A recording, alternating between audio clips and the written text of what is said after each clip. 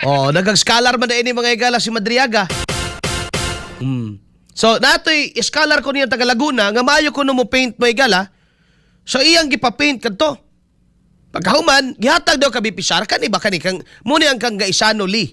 Tanya Gaisano Lee. Yagid na. Kung imong tanawon ba itandi nimo, dako ra magkay kalainan atong giingon nga gihawid-hawiran may galan lang Madriaga. Actually, dako gyud siya kalainan yun. So how come nga di dali mo ma-identify kadako sa kalainan? Di ba? Honest mistake kuno. Kay sigurado man gyud kuno siyang gahatag. Among punto diri ba?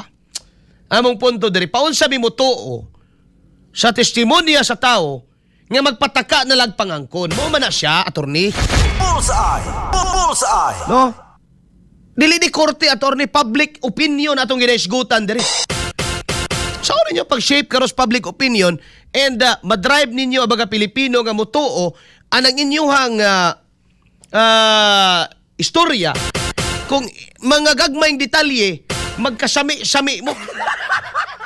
Magkasipyat-sipyat mo. Dabe. O niya, dali ra kayo nyo ingnon nga, it was an honest mistake.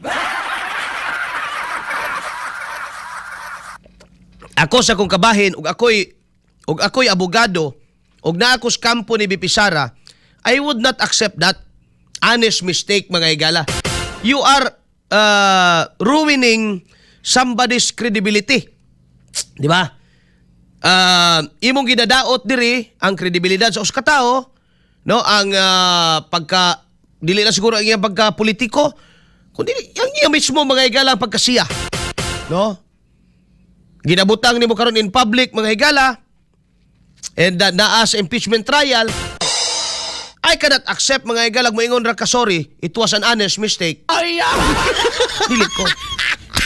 Every detail matters para nako, no?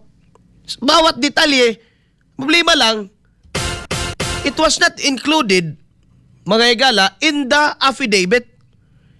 Katumang sindan niya, may higala, giingon-ingon nga, yung ano, sa iyo ba yan?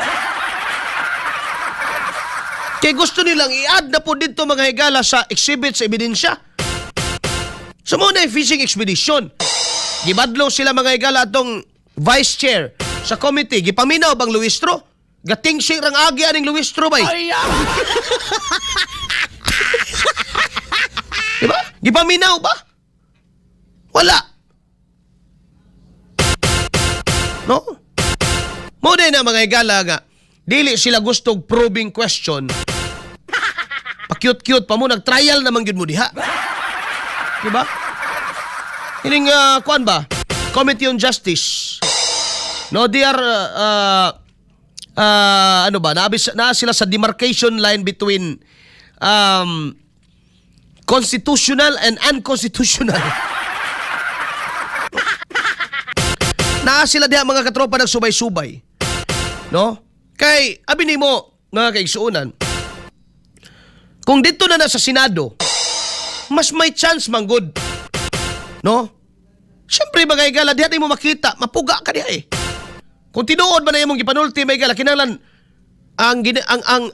ang tinuod bay naatay ginatawag nga the one way to test the truth, or if the argument is logical, mga igsuon and true, pwede nimo siya matest by reversibility.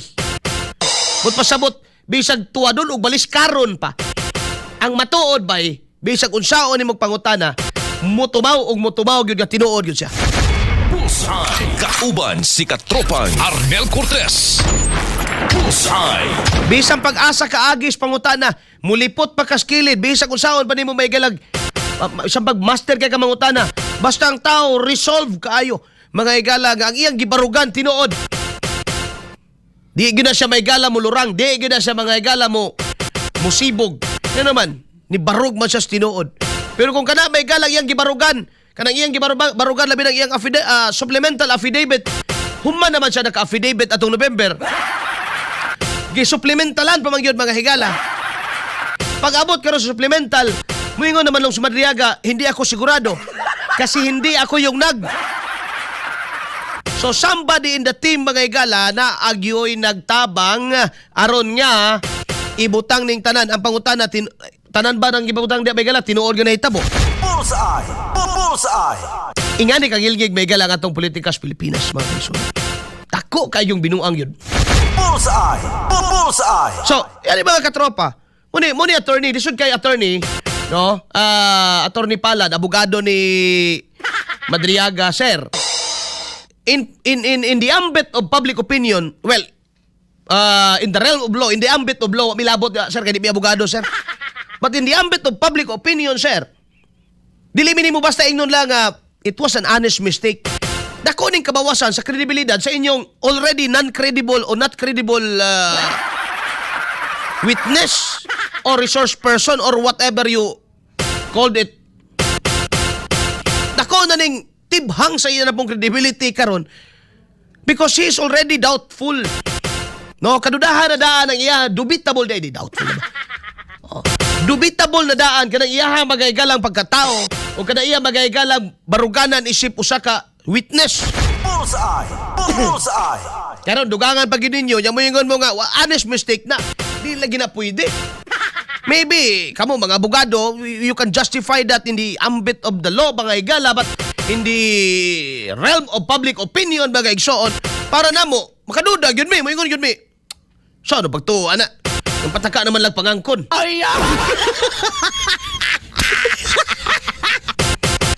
Alas 7:52 na may galantak na sa buntag.